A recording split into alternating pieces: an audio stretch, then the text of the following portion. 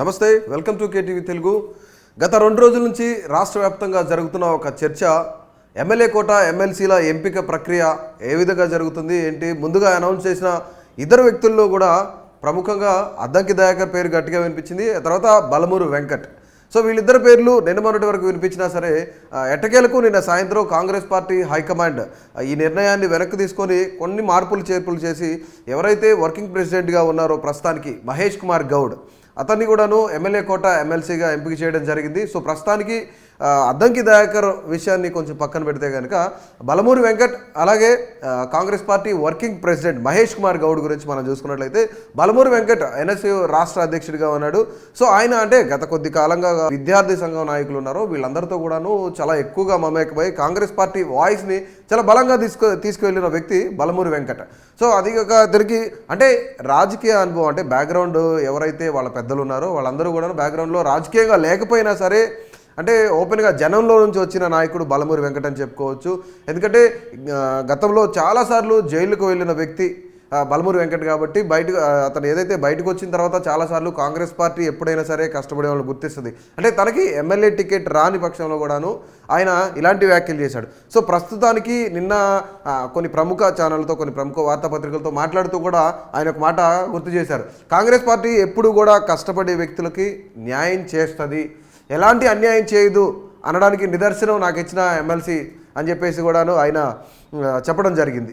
ఈరోజు ఉదయమే 11 గంటలకి వాళ్ళిద్దరు కూడా అసెంబ్లీకి వెళ్ళి ఆయన నామినేషన్ దాఖలు చేయడం కూడా జరిగింది. అంటే ఇప్పుడున్న పరిస్థితి ప్రకారం 64 మంది కాంగ్రెస్ ఎమ్మెల్యేలు అలాగే సిపిఐ కోనంనేని సాంబశివరావు ఉన్నారు ఎమ్మెల్యే, ఆయన కూడా 65 మందితో కలుపుకుంటే 2 స్థానాలు కాంగ్రెస్ పార్టీ కైవసం చేసుకునే అవకాశం ఉంది. కాబట్టి బలమూరి వెంకట్ అలాగే మహేష్ కుమార్ గౌడ్ అంటే సామాజిక పరంగా ఓసీ కేటగిరీ చూసినా సరే, కానీ వ్యక్తిగతంగా కాకపోయినా సరే వర్క్ విషయంలో బలమూరి వెంకట్ చాలా గట్టిగా పనిచేశాడు. కాంగ్రెస్ పార్టీ వాయిస్ని చాలా బలంగా గత 10 ఏళ్లలో తన వాయిస్ని చాలా బలంగా వినిపించాడు. కాబట్టి బలమూరి వెంకట్కి ఒక ఎమ్మెల్సీ పదవి ఇవ్వడం కూడా జరుగుతుంది, కేటాయించడం జరుగుతుంది.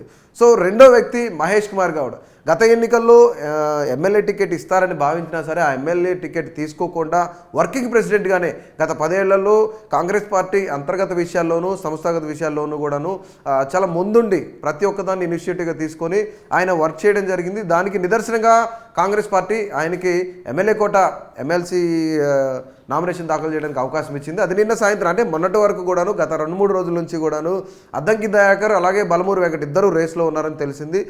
అనౌన్స్మెంట్ కూడా జరిగింది.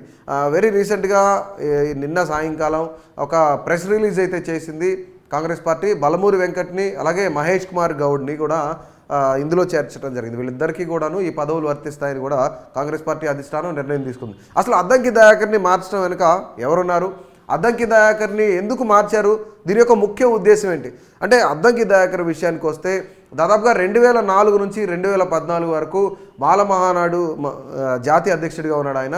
అలాగే 2014, 2018లో పోటీ చేసి ఓటమి పాలయ్యాడు ఆయన.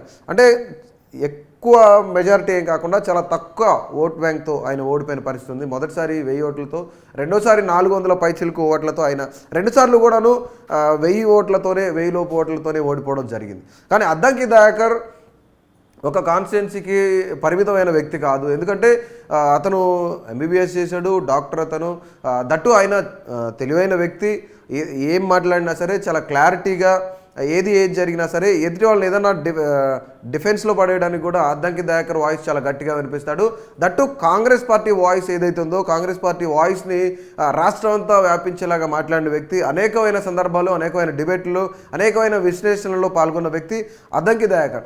అద్దంకి దయాకర్ని కాన్స్టిట్యున్సీకి మాత్రమే పరిమితం చేయకుండా అద్దంకి దయాకర్ని ఒక రాష్ట్ర స్థాయి నాయకుడిగా ఇప్పటివరకు తీసుకొచ్చింది Congress party.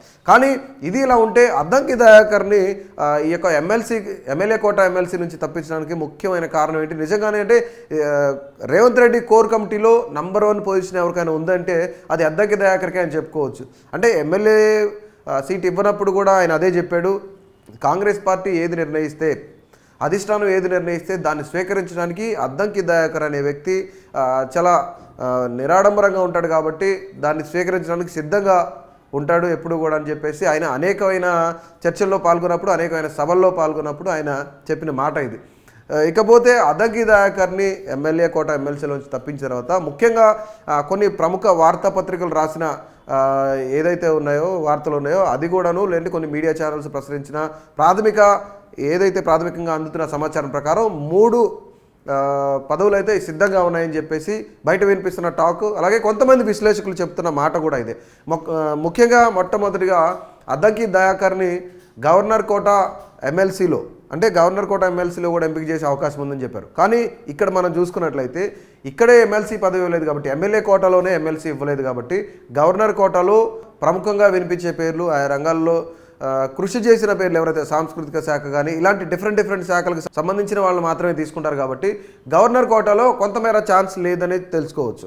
And one more thing, ఇంకొక రెండో ఆప్షన్ ఏంటంటే పీసీసీ పదవి. అంటే ఇప్పుడు ప్రస్తుతానికి రేవంత్ రెడ్డి పీసీసీ అధ్యక్షుడిగా ఉన్నారు. అదే పీసీసీ అధ్యక్ష పదవికి అద్దంకి దయాకర్ని ఇప్పించాలి, అద్దంకి దయాకర్ని ఆ పదవిలో కూర్చోబెట్టాలని కాంగ్రెస్ పార్టీ నిర్ణయం తీసుకుందని కూడా కొంతమేర వినిపిస్తుంది. ఆర్ఎస్లో కూడా ఆయన ఉన్నారని చెప్పేసి. అంటే ఎవరైతే సీనియర్స్ ఉన్నారో వాళ్ళందరూ కూడా అద్దంకి దయాకర్ని ఇక్కడ కొంత వ్యతిరేకించే పరిస్థితి ఉంటుందని చెప్పేసి కొన్ని వార్తలు వినిపిస్తున్నమాట. ఎందుకంటే అద్దంకి దయాకర్ అంత సీనియర్ వ్యక్తి కాదు కాబట్టి, అంటే గత 10 ఏళ్లలోనే ఉన్నాడు కాబట్టి ఆయనకి పీసీసీ ఇచ్చే అవకాశం లేదు అన్నారు. దట్టు పీసీసీ ఇవ్వడానికి మరొక ఛాన్స్ ఏంటంటే రేవంత్ రెడ్డి కోర్ కమిటీలో నెంబర్ 1 పొజిషన్లో ఉన్నాడు కాబట్టి పీసీసీ ఇచ్చే అవకాశం ఉంది. అంటే ఈ ఒక్క పదవి ఎమ్మెల్యే కోట ఎమ్మెల్సీలు కానీ గవర్నర్ కోట ఎమ్మెల్సీలు కానీ ఒక అట్లా వెళ్ళే పర్సన్ కాకుండా, అంటే అన్ని పదవులు ఏవైతే ఉన్నాయో అన్ని పోస్టులు కూడాను పీసీసీ చేతిలో ఉంటాయి కాబట్టి పీసీసీ అండర్ కంట్రోల్ కాబట్టి పీసీసీగా ఇచ్చే అవకాశం ఉంది. 90% ఇచ్చే అవకాశం ఉంది కాబట్టి కొంతమేర సీనియర్లు ఇక్కడ వ్యతిరేకం చూపించినా సరే రేవంత్ రెడ్డి ఢిల్లీ నుంచి కూడాను కొంత అధిష్టానాన్ని మభ్యపెట్టి అయినా సరే పీసీసీ పదవి అద్దంకి దయాకర్కి ఇచ్చే అవకాశం ఉందని మరికొన్ని వాదనలు వినిపిస్తున్నాయి. ఇకపోతే వరంగల్ ఏదైతే ఎంపీ సీట్ ఉందో వరంగల్ ఎంపీ సీట్కి పూర్తిగా అద్దంకి దయాకర్ అర్హుడు కాబట్టి, అంటే కాంగ్రెస్ పార్టీ వాయిస్ని, తెలంగాణ వాయిస్ని జాతీయ స్థాయిలో వినిపించడానికి అద్దంకి దయాకర్ లాంటి వ్యక్తి పార్లమెంట్కి వెళ్తే మంచిదని మరికొంతమంది భావిస్తున్నారు. దట్టు వరంగల్కి సంబంధించి ఎందుకు వరంగల్లే ఇస్తున్నారు? మిగతా అన్ని స్థానాలు 17 స్థానాలు ఉన్నాయి కదా, 17 స్థానాల్లో వరంగల్నే ఎందుకు ఇస్తున్నారు? మిగతా 16 స్థానాలకు ఎందుకు ఎవరంటే వరంగల్ నుంచి పోటీ చేస్తే, అంటే ఎస్సీ రిజర్వ్డ్ కాన్స్టిట్యున్సీ కాబట్టి, ఎందుకంటే ఎస్సీలు ఎక్కువగా ఉన్న ఏరియాలు కొన్ని ఉన్నాయి కాబట్టి, దట్టు ఒకవేళ పీసీసీ ఇచ్చినా సరే రాష్ట్ర వ్యాప్తంగా ఉన్న ఎస్సీలందరూ కూడా మద్దతు తెలిపే అవకాశం ఉంది. ఆ మద్దతు ఇంకా ఏ పార్టీకి వెళ్ళే అవకాశం కూడా లేదని చెప్పేసి అది కూడా ఆలోచిస్తున్నారు. సో వరంగల్ రిజర్వ్డ్ సెగ్మెంట్ కాబట్టి వరంగల్ ఎంపీ పదవిని అద్దంకి దయాకర్కి ఇస్తే చాలా బాగుంటుంది. ఇక్కడ ఆయన చదువుకున్న వ్యక్తి, ఎదుటి వ్యక్తిని ఏ విధంగా అయినా సరే డిఫెన్స్లో పడేసే అవకాశం ఉంది. కొంత ఆయన టాక్టికల్గా మాట్లాడగలడు. అయితే కాంగ్రెస్ పార్టీ వాయిస్ని కూడా చాలా బలంగా తీసుకెళ్లగల వ్యక్తి కాబట్టి అద్దంకి దయాకర్కి వరంగల్ ఎంపీ టికెట్ని కేటాయిస్తే మంచిదని చెప్పేసి అధిష్టానం కూడా భావిస్తుందని చెప్పేసి నిజంగా కొంతమంది అనుకుంటున్న పరిస్థితి ఉంది. నిజంగానే ఇప్పుడు అద్దంకి దయాకర్ని ప్రధానంగా 2 పోస్టులే తీసుకుంటే మనం పీసీసీ ఒకటి ఇచ్చినట్లయితే రాష్ట్ర వ్యాప్తంగా ఉన్న ఎస్సీలు ఎవరైతే ఉన్నారో, ఎస్సీ సామాజిక వర్గం ఎవరైతే ఉన్నారో వాళ్ళందరూ కూడా అద్దంకి దయాకర్కి సపోర్ట్ చేసే అవకాశం ఉంటుంది.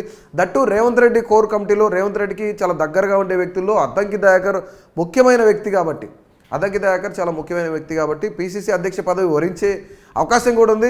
దట్టు కాంగ్రెస్ పార్టీకి కొంత బలం చేకూరే అవకాశం ఉంది. ఎందుకంటే గతం నుంచి కూడాను మాల మహానాడు జాతీయ అధ్యక్షుడిగా ఉన్న అద్దంకి దయాకర్ అనేకమైన ఉద్యమాల్లో పాల్గొన్నాడు. తెలంగాణ ఉద్యమంలో పాల్గొన్న వ్యక్తుల్లో ముఖ్యమైన వ్యక్తిగా కూడా చెప్పుకోవచ్చు. అంటే రైతాంగ సమస్యలు కానీ, విద్యార్థుల సమస్యలు కానీ, నిరుద్యోగ సమస్యలు కానీ, రైతు కూలీల సమస్యలు కానీ వీళ్ళన్నిటి పట్ల చాలా విశ్లేషించిన వ్యక్తి, అన్ని విషయాలు చాలా క్షుణ్ణంగా తెలిసిన వ్యక్తి అద్దంకి దయాకర్ కాబట్టి ఎంపీ పదవికి వెళ్తే కనుక, వరంగల్ నుంచి ఎంపీ పదవి పోటీ చేస్తే కనుక డెఫినెట్లీ 99.9% గెలిచే అవకాశం ఉందని మరికొంతమంది విశ్లేషకులు చెప్తున్న మాట. వరంగల్ కాన్స్టిట్యున్సీస్లో, వరంగల్ సెగ్మెంట్లో అయితే ఖచ్చితంగా అద్దంకి దయాకర్ పోటీ చేస్తే గెలిచే అవకాశం ఉందని కూడా మాట్లాడుకుంటున్న పరిస్థితి ఉంది. కాంగ్రెస్ పార్టీ ఈ మేర ఒకవేళ నిజంగానే అద్దంకి దయాకర్కి వరంగల్ నుంచి ఎంపీ సీటు కనుక కట్టబెడితే కాంగ్రెస్ పార్టీ మరికొంత ఫాస్ట్గా ఇందులో ముందుకు చేరే అవకాశం ఉంది. ముందుగా గెలిచే సెగ్మెంట్లో, పార్లమెంట్ సెగ్మెంట్లో ఏవైతుందో వరంగల్ ఫస్ట్ ఉంటుంది అని చెప్పేసి కూడా మనకి ఇక్కడ తెలుస్తున్న విషయం. అంటే ఎందుకంటే దాదాపుగా ఈ వరంగల్ అనేది ఎస్సీ రిజర్వ్డ్ కాన్స్టిట్యున్సీ కాబట్టి ఎస్సీ రిజర్వ్డ్ కాన్స్టిట్యున్సీలో కూడాను అద్దంకి దయాకర్ అనే వ్యక్తి పోటీ చేస్తే గెలిచే అవకాశం ఉంది. బికాజ్ అతను ఒక కాన్స్టిట్యున్సీ, ఒక నియోజకవర్గ స్థాయికే పరిమితం కాదు కాబట్టి రాష్ట్ర స్థాయి నాయకుడిగా ఇప్పుడు ఎదిగాడు కాబట్టి, అంటే ఏ ప్రముఖమైన ఛానల్లో చూసుకున్నా ఆయన డిబేట్లకి విశ్లేషణలకి ప్రతి minute to minute Congress party వాయిస్ని బలంగా వినిపించిన వ్యక్తి కాబట్టి సో ఆయనకి ఆ సెగ్మెంట్ నుంచి పోటీ చేసే అవకాశం అధిష్టానం కల్పిస్తుందని కూడా చాలామంది భావిస్తున్న పరిస్థితి ఉంది. సో అదే వరంగల్ నియోజకవర్గం నుంచి ఉస్మానియా యూనివర్సిటీ ఉద్యమ నాయకులు ఎవరైతే ఉన్నారో, విద్యార్థి నాయకులు, జేఏసీ లీడర్స్ ఎవరైతే ఉన్నారో వాళ్ళందరూ కూడాను కాంగ్రెస్ పార్టీ తరఫున పోటీ చేయాలి, అక్కడ ఎంపీ టికెట్ కోసం ఆశిస్తున్న వ్యక్తులు చాలామందినే ఉన్నారు. కాకపోతే ఆల్మోస్ట్ ఇప్పుడు రేవంత్ రెడ్డి కూడాను ఒక హామీ ఇచ్చారు అద్దంకి దయాకర్కి. సో అద్దంకి దయాకర్ అందుకే సైలెంట్గా ఉంటున్నారు. అంటే ఫస్ట్ ఎమ్మెల్యే టికెట్ ఇవ్వలేదు, తర్వాత ఎమ్మెల్సీ అనుకున్నారు, ఎమ్మెల్సీ ఇవ్వలేదు, నామినేటెడ్ పోస్ట్ ఇస్తారనుకుంటే అది కూడా దానికి కూడా అవకాశం లేదు. కానీ అద్దంకి దగ్గర ఇవన్నీ చూస్తున్నా సరే, ఇవన్నీ జరుగుతున్నా సరే రాష్ట్రంలో అంటే నిన్న సాయంత్రం ఈరోజు నామినేషన్ వేయడానికి మహేష్ కుమార్ గౌడ్ అలాగే బల్మూరి వెంకట వెళ్తున్న సందర్భంలో కూడాను ట్యాంక్ బండ్ దగ్గర, అంబేద్కర్ విగ్రహం దగ్గర అద్దంకి దయాకర్ల అనుచరులు ఎవరైతే ఉన్నారో, అభిమానులు ఎవరైతే ఉన్నారో వాళ్ళందరూ కూడా నిరసన తెలియజేయడం జరుగుతుంది. వాళ్ళందరూ కూడా ధర్నా చేయడం జరుగుతుంది. బికాజ్ అద్దంకి దయాకర్ అభిమానులు వీళ్ళందరూ కూడాను ఆయనకి నామినేటెడ్ పోస్ట్ ఇవ్వట్లేదు, ఎమ్మెల్యే కోట ఎమ్మెల్సీ పదవులు ఇవ్వట్లేదు అని చెప్పేసి కొంత వాళ్ళంతా అసంతృప్తిగా గురయ్యారు. కానీ కాంగ్రెస్ పార్టీ అద్దంకి దయాకర్ అనే వ్యక్తిని ఇప్పటివరకు ఒక పార్టీలో ఒక భాగమైన వ్యక్తిని, ఒక కార్యకర్తగా ఉన్న వ్యక్తిని, ఒక నాయకుడిగా ఉన్న వ్యక్తిని ఇక్కడే పరిమితం చేయకుండా అలాంటి వ్యక్తులు పార్లమెంట్కి వెళ్తే, అలాంటి వ్యక్తులు లోక్సభ స్థానాల్లో గెలిచి ఎగువ సభలకు వెళ్తే కనుక ఖచ్చితంగా రాష్ట్ర ప్రజల యొక్క వాయిస్ కానీ, కాంగ్రెస్ పార్టీ యొక్క బలమైన నినాదాలు కానీ ముందుకు తీసుకెళ్లే అవకాశం ఉందని చెప్పేసి మేబీ కాంగ్రెస్ పార్టీ అధిష్టానం కూడా భావిస్తుందని కూడా మనం అనుకోవచ్చు. అలాగే ఖచ్చితంగా వరంగల్ సీటుపై రేవంత్ రెడ్డి ఏదైనా ఆయనకి హామీ ఇచ్చి ఉంటారని కూడా కొన్ని వాదనలు వినిపిస్తున్నాయి. చూద్దాం మరికొద్ది రోజుల్లో ఏదైతే లోక్సభ ఎన్నికలు జరగబోతున్నాయో ఈ లోక్సభ ఎన్నికలకు ఎంపిక చేసే 17 పార్లమెంట్ సెగ్మెంట్లలో ముఖ్యంగా మొట్టమొదటి పేరు అనౌన్స్ చేసేది అద్దంకి దయాకర్ పేరు వరంగల్ సెగ్మెంట్ నుంచి అనౌన్స్ చేస్తారని కూడా పార్టీ వర్గాలు చెప్తున్న మాట ఇది.